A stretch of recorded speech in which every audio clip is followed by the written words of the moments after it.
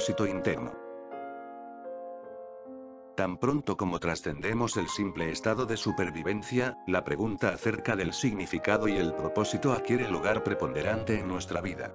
Muchas personas se sienten prisioneras de la rutina diaria, la cual parece restar toda importancia a la vida. Hay quienes piensan que la vida pasa, que las está dejando o ya las ha dejado atrás. Otras personas se sienten enormemente preocupadas por las exigencias de su trabajo, por la necesidad de ver por su familia o por su situación económica y de vida. Algunas son víctimas del estrés agudo mientras que otras son presa del tedio. Hay quienes se pierden en medio de la actividad frenética mientras que otras sucumben al estancamiento. Muchas personas añoran la libertad y la expansión implícitas en la promesa de la prosperidad. Otras ya disfrutan de la libertad relativa que les ofrece la prosperidad, pero descubren que ni siquiera eso le imprime significado a la vida. No hay nada que reemplace el verdadero propósito. Pero el propósito primario o verdadero de la vida no se encuentra en el plano externo. No tiene nada que ver con lo que hacemos sino con lo que somos, es decir, con nuestro estado de conciencia. Por eso lo más importante que debemos reconocer es lo siguiente. Tenemos un propósito interno y otro externo en la vida. El propósito interno se relaciona con el ser y es primario. El propósito externo se relaciona con el hacer y es secundario. Si bien estas charlas se refiere principalmente a nuestro propósito interno, en este capítulo y en el siguiente nos referiremos también a la pregunta de cómo lograr consonancia entre el propósito interno y el externo. Sin embargo, los dos propósitos están tan íntimamente ligados que es casi imposible hablar del uno sin hacer referencia al otro. Nuestro propósito interno es el despertar. Es así de sencillo, es un propósito que compartimos con todos los demás seres humanos de este planeta, porque es el propósito de la humanidad. Nuestro propósito interno es parte esencial del propósito del todo, del universo y de su inteligencia. Nuestro propósito externo puede variar con el tiempo y es muy diferente según la persona. La base para poder cumplir con nuestro propósito externo está en encontrar el propósito interno y vivir en consonancia con él. Es la base del éxito verdadero. Sin esa consonancia podemos lograr determinadas cosas a base de esfuerzo, lucha, dedicación o simplemente mucho trabajo y sagacidad. Pero ese esfuerzo no encierra dicha alguna y termina invariablemente por traducirse en alguna forma de sufrimiento. El despertar. El despertar es un cambio de conciencia consistente en el divorcio entre el pensamiento y la conciencia. En la mayoría de los casos no es un suceso puntual sino un proceso. También es un proceso incluso para las pocas personas que experimentan un despertar súbito, dramático y aparentemente irreversible. Es un proceso en el cual el nuevo estado de conciencia toma posesión gradualmente transformando todo lo que la persona hace y convirtiéndose así en parte integral de la vida. En lugar de permanecer perdidos en nuestros pensamientos, cuando despertamos reconocemos que somos el observador consciente. Es entonces cuando el pensamiento deja de ser la actividad autónoma y egoísta que domina nuestra vida. La conciencia asume las riendas y el pensamiento, en lugar de tener el control de la vida, pasa a servir a la conciencia. La conciencia es la conexión consciente con la inteligencia universal. Otra palabra para describirla es la presencia. La conciencia sin pensamiento. El inicio del proceso del despertar es un acto de gracia. No podemos hacer que suceda ni tampoco prepararnos para él ni acumular créditos para merecerlo. No hay una secuencia clara de pasos lógicos que conduzca al despertar, aunque eso sería lo que le encantaría a la mente. No tenemos que hacernos merecedores primero. Puede llegarle al pecador antes que al santo, pero no necesariamente. Es por eso que Jesús se relacionaba con toda clase de gente y no solamente con las personas respetables. No hay nada que podamos hacer para provocar el despertar. Lo que hagamos será cosa del ego, que estará buscando agregar el despertar o la iluminación a la lista de sus posesiones más preciadas para engrandecerse y adquirir todavía más importancia. De esa manera, en lugar de despertar, añadimos a la mente el concepto del despertar o la imagen de lo que es una persona iluminada, y nos esforzamos por vivir de acuerdo con esa imagen. Esforzarnos por ser como la imagen que tenemos de nosotros mismos o que otros tienen de nosotros no es vivir una vida auténtica sino representar otro de los personajes inconscientes del ego. Por consiguiente, si no hay nada que podamos hacer con respecto al despertar, si es algo que ya ha sucedido o está por suceder, ¿cómo es posible que sea el propósito primario de la vida? ¿Acaso no está implícito en el propósito el hecho de poder hacer algo por lograrlo? El primer despertar, el primer destello de conciencia sin pensamiento solamente sucede por la gracia, sin que hagamos nada. Si para usted este libro es incomprensible y no significa nada, es porque todavía no le ha llegado ese primer despertar. Sin embargo, si hay algo en su interior que responde a él, si de alguna manera reconoce algo de verdad en él, significa que ya ha entrado en el proceso. Una vez que se inicia el proceso, no hay marcha atrás, aunque el ego puede demorarlo. La escucha de estas charlas podrá ser el comienzo del despertar para algunas personas. Para otras, estas charlas ejercerá la función de ayudarlas a reconocer que ya han iniciado el proceso, y a intensificarlo y acelerarlo. Otra función es ayudar a la gente a reconocer su ego cada vez que trate de recuperar el control y de ensombrecer el surgimiento de la conciencia. En algunos casos, el despertar sucede cuando las personas se dan cuenta repentinamente de la clase de pensamientos que cruzan constantemente por su mente, especialmente los pensamientos negativos persistentes con los cuales quizás se hayan identificado durante toda la vida. Súbitamente se produce un estado de alerta que toma conciencia del pensamiento sin ser parte de él. ¿Cuál es la relación entre la conciencia y el pensamiento? La conciencia es el espacio en el cual existen los pensamientos cuando ese espacio ha tomado conciencia de sí mismo. Después de haber visto el destello de la conciencia o la presencia, aprendemos a conocerla de primera mano. En ese momento deja de ser simplemente un concepto mental y, por tanto, podemos tomar la decisión consciente de estar presentes en lugar de dejarnos arrastrar por pensamientos inútiles. Podemos invitar la presencia a la vida, es decir, abrir espacio. Con la gracia de la conciencia viene la responsabilidad. Podemos optar por continuar como si nada hubiera sucedido, o podemos reconocer su importancia y aceptar que el surgimiento de la conciencia es lo más importante que puede sucedernos. Abrirnos a la conciencia y traer su luz a este mundo se convierte entonces en el propósito preponderante de la vida. Deseo conocer la mente de Dios, dijo Einstein. Lo demás son detalles. ¿Qué es la mente de Dios? Conciencia. ¿Qué significa conocer la mente de Dios? Estar conscientes. ¿Cuáles son los detalles? El propósito externo y lo que quiera que suceda en el plano externo. Así, quizás mientras usted espera que suceda algo significativo en su vida, podría no darse cuenta de que lo más importante que puede sucederle a un ser humano ya le ha sucedido. El comienzo del proceso de separación entre el pensamiento y la conciencia. Muchas personas que se encuentran en las primeras etapas del proceso de despertar sienten que ya no saben a ciencia cierta cuál es su propósito externo. Aquello que mueve al mundo ya no las motiva. Al ver con tanta claridad la demencia de nuestra civilización, podrían sentirse aisladas hasta cierto punto de la cultura que las rodea. Hay quienes sienten que habitan en tierra de nadie, en medio de dos mundos.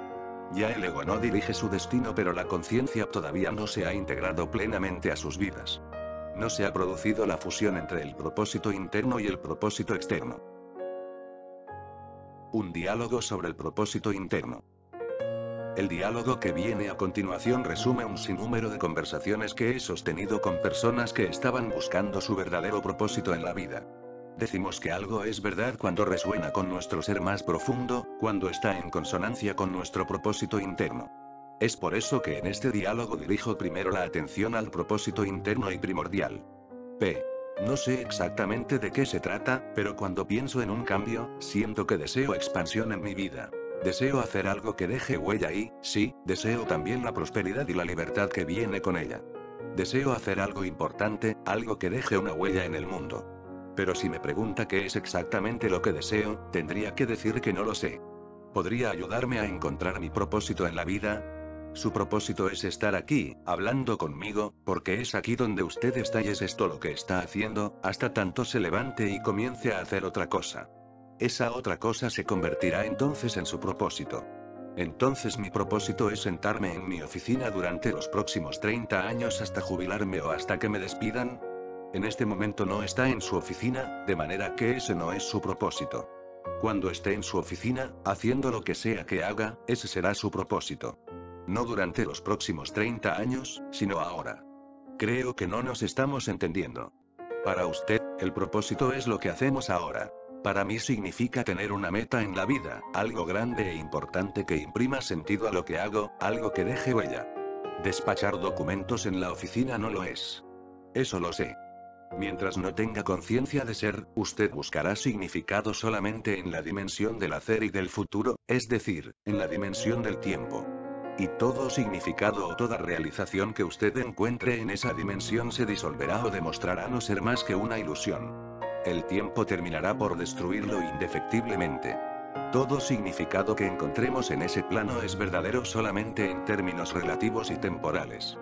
Por ejemplo, si ver por sus hijos le da significado a su vida, ¿qué sucederá con ese significado cuando ellos ya no necesiten de usted y quizás ni siquiera deseen escuchar lo que usted tiene que decir? Si le encuentra importancia a la vida ayudando a los demás, dependerá de que otras personas estén en peores circunstancias que las suyas para que su vida continúe teniendo significado y usted pueda sentirse a gusto consigo mismo. Si sobresalir, triunfar o tener éxito en esto o aquello le proporciona significado, ¿qué pasará si nunca llega a triunfar o si algún día se termina su racha de buena suerte? Tendría entonces que recurrir a su imaginación o a sus recuerdos, los cuales le proporcionarán apenas un significado pobre e insatisfactorio a su vida. Triunfar en cualquier campo tiene importancia siempre y cuando haya miles o millones de personas que no hagan lo mismo. Por consiguiente, es preciso que otros seres humanos fracasen para que su vida pueda tener significado. No estoy diciendo que ayudar a los demás, ver por los hijos o aspirar a la excelencia en cualquier campo no merezcan la pena. Para muchas personas, son un aspecto importante de su propósito externo, pero este por sí solo siempre es relativo, inestable y transitorio. Pero no significa que usted deba abstenerse de hacer todas esas cosas. Significa que debe conectarlas con su propósito primario interno, de tal manera que pueda imprimir un significado más profundo a todo lo que haga.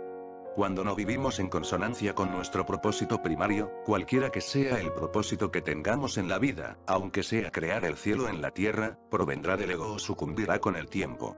Tarde o temprano, llevará al sufrimiento. Si usted desconoce su propósito interno, todo lo que haga, aunque parezca espiritual, llevará la marca del ego y, por tanto, acabará por corromperse. El dicho de que el camino al infierno está sembrado de buenas intenciones apunta a esa verdad. En otras palabras, no son las metas ni los actos los que son primordiales sino el estado de conciencia del cual emanan.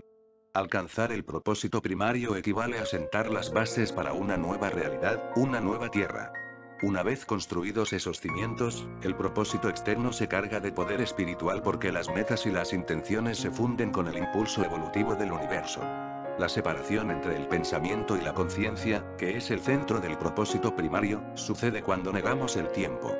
Claro está que no nos referimos a la aplicación práctica del tiempo como concertar una cita o planear un viaje.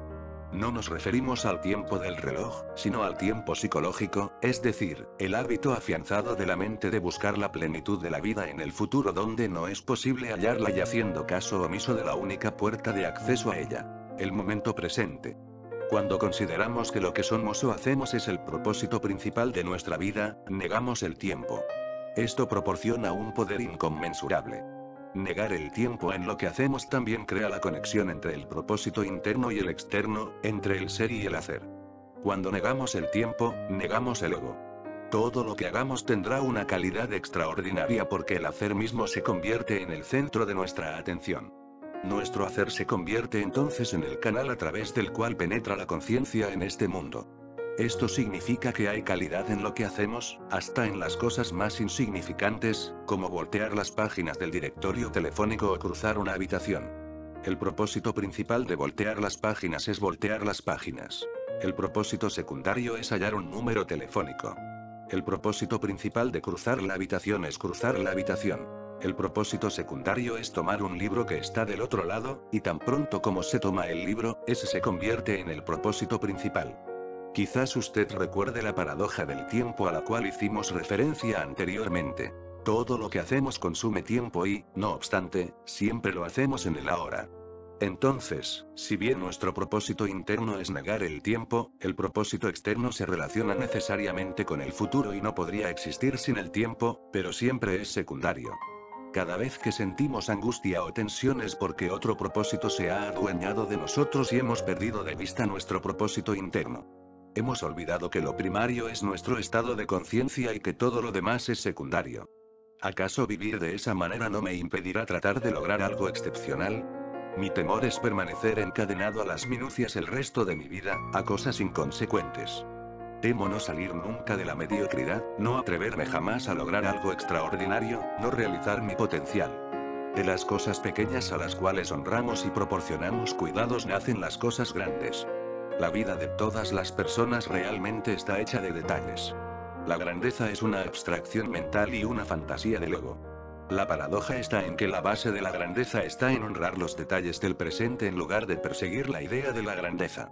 El momento presente siempre es pequeño en el sentido de que siempre es simple, pero en él se encarna el mayor de los poderes. Como el átomo, que es una de las cosas más pequeñas pero que encierra un poder enorme. Es solo cuando estamos en consonancia con el momento presente que logramos acceso a ese poder. Pero podría ser más atinado decir que ese poder tiene entonces acceso a nosotros, y a través nuestro, al mundo. Jesús se refirió a este poder cuando dijo, estas palabras no vienen de mí. El Padre que está en mí obra por mí. La ansiedad, la tensión, y la negatividad nos aíslan de ese poder. La ilusión de estar separados del poder que dirige el universo se manifiesta nuevamente.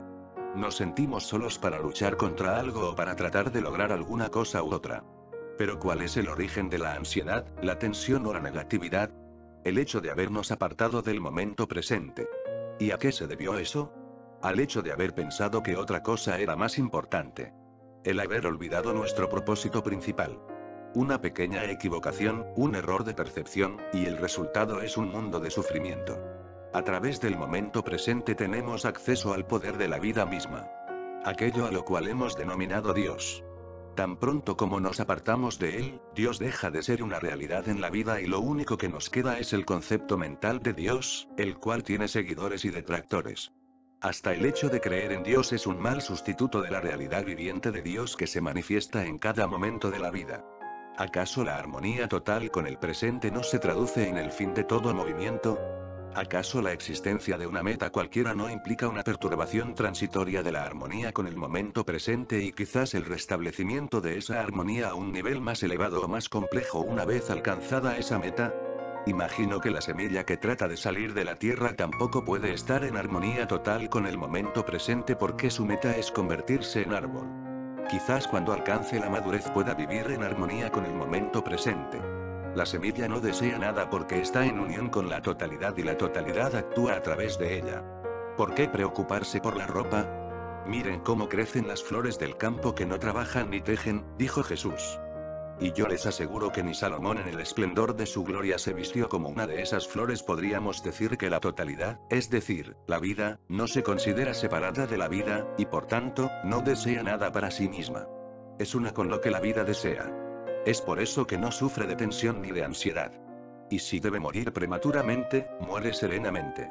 Su entrega en la muerte es tan total como en la vida. Intuye su arraigo en el ser, en la vida informe única y eterna, por primitiva que sea su intuición. Al igual que los sabios taoístas de la antigua China, Jesús nos remite a la naturaleza porque ve en ella el poder en acción, cuyo contacto han perdido los seres humanos. Es el poder creador del universo. Jesús nos dice que si Dios ha vestido así a las flores silvestres, ¿no hará mucho más por nosotros? Eso quiere decir que aunque la naturaleza es una expresión maravillosa de la fuerza evolutiva del universo, cuando los seres humanos estamos en consonancia con la inteligencia de base, podremos expresar esa misma fuerza en un nivel más elevado y asombroso. Así, podemos ser fieles a la vida siendo fieles a nuestro propósito interno. A medida que logramos estar en el presente y plenamente conscientes de lo que hacemos, nuestros actos se cargan de poder espiritual. En un principio es probable que no notemos los cambios en lo que hacemos, solamente en el cómo. El propósito primario es entonces permitir que la conciencia fluya en lo que hacemos. El propósito secundario es aquello que deseamos lograr a través de lo que hacemos. Mientras que anteriormente la noción del propósito se asociaba con el futuro, ahora hay un propósito más profundo que solamente podemos hallar en el presente, negando el tiempo. Cuando esté con otras personas, en el trabajo o en algún otro lugar, présteles toda su atención. Ya no estará allí principalmente como persona, sino como campo de conciencia, de presencia despierta. El motivo original para relacionarse con la persona, comprar o vender algo, solicitar o proporcionar información, etc., pasa a ser secundario. El campo de conciencia que surge entre los dos se convierte en el propósito primario de la interacción. El espacio de conciencia adquiere mayor importancia que el tema de la conversación, más importancia que los objetos físicos o mentales. El ser humano adquiere preeminencia sobre las cosas de este mundo. Esto no significa que haya que descuidar las cosas de la vida práctica. En realidad lo que sucede es que los quehaceres fluyen no solamente con mayor facilidad sino con mayor contundencia cuando reconocemos la dimensión del ser concediéndole primacía. El afloramiento de ese campo unificador de la conciencia entre los seres humanos es el factor más esencial de las relaciones en la nueva Tierra. ¿Es la noción del éxito apenas una ilusión del ego? ¿Cómo medir el verdadero éxito? El mundo nos dice que el éxito consiste en conseguir aquello que nos proponemos. Nos dice que el éxito es triunfar, que lograr el reconocimiento y la prosperidad es un ingrediente esencial. Todo lo anterior no es otra cosa que un subproducto del éxito, pero no el éxito mismo. La noción convencional de este concepto se relaciona con los resultados de lo que hacemos. Hay quienes dicen que el éxito es producto de una mezcla de esfuerzo y suerte, o perseverancia y talento, o de estar en el sitio correcto en el momento justo. Si bien cualquiera de esas cosas pueden ser determinantes del éxito, no son su esencia. Lo que el mundo no nos dice, porque no lo sabe, es que no podemos alcanzar el éxito. Solamente podemos tenerlo. No podemos permitir que un mundo de mente nos diga que hay otro éxito aparte de un buen momento presente. ¿Y eso qué quiere decir? Que hay un elemento de calidad en lo que hacemos, hasta en la actividad más insignificante. Calidad implica cuidado y atención, que vienen con la conciencia. Nuestra presencia es requisito para la calidad.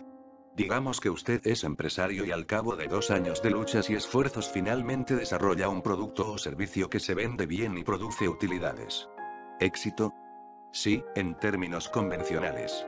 Pero la verdad es que fueron 2 años de contaminar el cuerpo y la tierra con energía negativa, de mortificar a las personas a su alrededor y de afectar a muchas otras personas a quienes nunca conoció.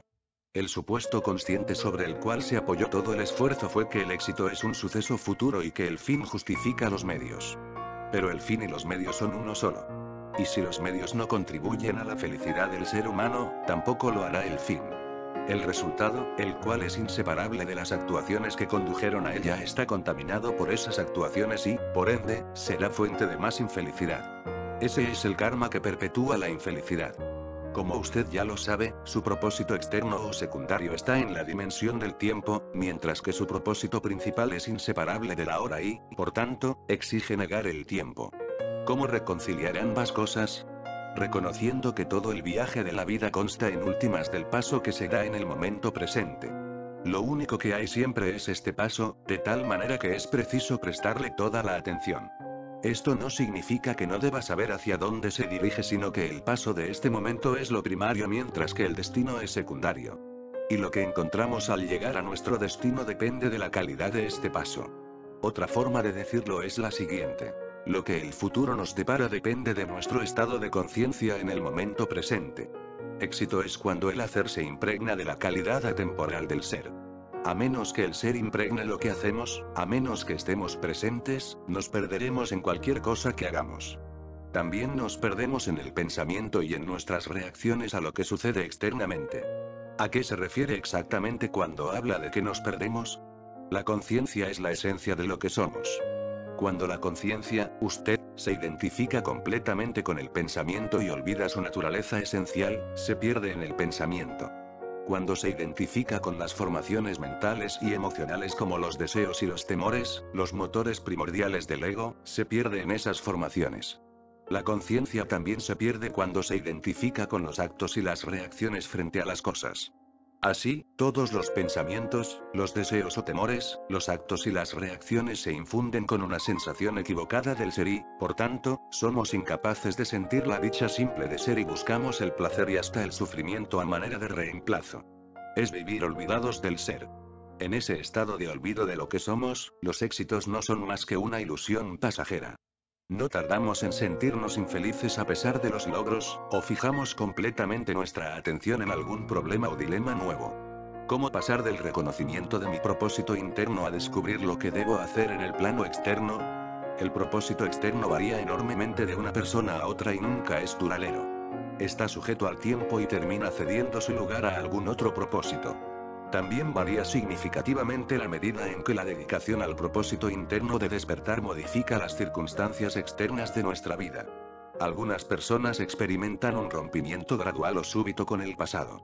Su trabajo, su situación de vida, sus relaciones y todo lo demás sufre un cambio profundo. Ellas mismas podrían ser las iniciadoras de una parte del cambio, no a través de una serie de decisiones dolorosas, sino de un reconocimiento súbito de lo que deben hacer. La decisión les llega a lista, por así decirlo. Llega mediada por la conciencia, no por el pensamiento. La persona se despierta buen día con la certeza de lo que debe hacer. Algunas personas abandonan de la noche a la mañana un ambiente de trabajo o una situación de vida demencial. Así, antes de descubrir lo correcto para usted a nivel externo, antes de descubrir aquello que funciona y que es compatible con el despertar de la conciencia, quizás tenga que descubrir aquello que no está bien o que ya no funciona o es incompatible con su propósito interno. Es posible que lleguen otros tipos de cambios desde afuera. Un encuentro inesperado trae oportunidades nuevas y expansión para la vida. Se disuelve un obstáculo o un conflicto de vieja data. Sus amigos viven la misma clase de transformación interna o desaparecen de su vida. Algunas relaciones se disuelven mientras que otras se profundizan. Podría perder su empleo o convertirse en agente de cambio positivo en su lugar de trabajo. Podría disolverse su matrimonio o los dos podrían alcanzar un nivel más hondo de intimidad. Algunos cambios parecerán negativos a primera vista, pero no tardará en darse cuenta de que se está creando espacio en su vida para permitir el surgimiento de algo nuevo. Podrá haber un período de inseguridad e incertidumbre. ¿Qué debo hacer? A medida que el ego deja de controlar su vida, disminuye la necesidad psicológica de contar con la seguridad de las cosas externas e ilusorias. Puede vivir en medio de la incertidumbre y hasta disfrutarlo. Cuando acepte la incertidumbre se abrirán una infinidad de posibilidades. Significa que el temor dejará de dominar su vida y de impedirle tomar la iniciativa para propiciar el cambio. Tácito, el filósofo romano, anotó acertadamente que el anhelo de la seguridad interfiere con todas las empresas grandes y nobles. Cuando no logramos aceptar la incertidumbre, se convierte en miedo. Cuando la incertidumbre es perfectamente aceptable, se traduce en mayor vivacidad, conciencia y creatividad. Hace muchos años, un fuerte impulso interno me empujó a abandonar una carrera académica que el mundo habría calificado de prometedora. Pasé a vivir en la incertidumbre total y de allí, después de varios años, emergió mi nueva encarnación como maestro espiritual. Tiempo después me sucedió algo parecido nuevamente. Me sentí impelido a abandonar mi hogar en Inglaterra para ir a vivir a la costa oeste de Norteamérica. Obedecí ese impulso aunque desconocía la razón. De ese nuevo paso hacia la incertidumbre brotó el libro El poder de la hora, la mayor parte del cual escribí estando en California y en Columbia Británica sin una casa propia. Prácticamente no tenía ingresos y vivía de mis ahorros, los cuales se esfumaban a gran velocidad. En realidad, todo encajó perfectamente. Se me agotó el dinero justo cuando estaba a punto de culminar el libro. Compré un billete de lotería y gané $1000 con los cuales pude subsistir un mes más. Pero no todo el mundo debe pasar por cambios drásticos en sus circunstancias externas. En el otro extremo del espectro están las personas que permanecen exactamente donde están y continúan haciendo lo mismo de siempre. En su caso, es el cómo el que cambia, no el qué. No es cuestión de inercia. Lo que sucede es que su actividad ya es el vehículo perfecto para traer la conciencia a este mundo y no necesitan de ningún otro. También ellas contribuyen a la manifestación de la nueva tierra. ¿No debería sucederle esto a todo el mundo? Si cumplir con el propósito interno equivale a estar en unión con el momento presente, ¿por qué querría alguien abandonar su trabajo o su situación de vida actual? Estar en unión con lo que es no implica no ser motor de cambio o ser incapaz de tomar la iniciativa. Lo que sucede es que la motivación para actuar proviene de un nivel más profundo y no de los deseos o los temores del ego. La consonancia interna con el momento presente abre la conciencia y nos pone en armonía con el todo, del cual el momento presente es parte integral. Entonces, el todo, o la totalidad de la vida, actúa a través de nosotros. ¿A qué se refiere cuando habla del todo? Por una parte, el todo comprende todo aquello que existe, es el mundo o el cosmos. Pero todo aquello que existe, desde los microbios hasta los seres humanos y las galaxias, forma una red de procesos multidimensionales conectados y no es una serie de cosas o entidades independientes. Son dos las razones por las cuales no percibimos esta unidad y consideramos que todas las cosas son independientes. Una es la percepción, la cual reduce la realidad a lo que nos es accesible a través de nuestros pocos sentidos. Lo que vemos, oímos, olemos, saboreamos y palpamos. Pero cuando percibimos sin interpretar ni adjuntar rótulos mentales, es decir, sin agregar pensamiento a nuestras percepciones, podemos sentir una conexión más profunda detrás de nuestra percepción de la separación. La otra razón más seria por la cual vivimos en la ilusión de la separación es el pensamiento compulsivo. Es cuando permanecemos atrapados en el torrente incesante de pensamientos compulsivos que el universo realmente se aparta de nosotros y perdemos la capacidad de sentir la conexión entre todo lo que existe. El pensamiento fragmenta la realidad en pedazos inertes.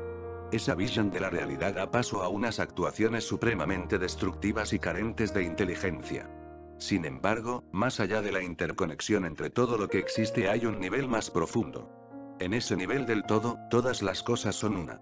Es la fuente, la única vida inmanifiesta. Es la inteligencia eterna que se manifiesta a través del desenvolvimiento del universo en el tiempo. El todo está hecho de existencia y ser, lo manifiesto y lo inmanifiesto, el mundo y Dios.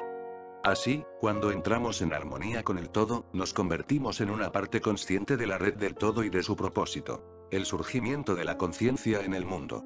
El resultado es que comienzan a ocurrir con frecuencia las casualidades propicias, los encuentros fortuitos, las coincidencias y los sucesos sincronizados. Carl Jung describió la sincronicidad como un principio unificador causal.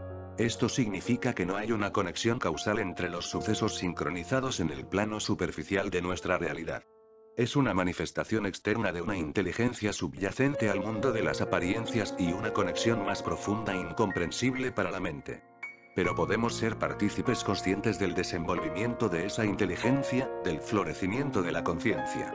La naturaleza existe en estado de unicidad inconsciente con el todo.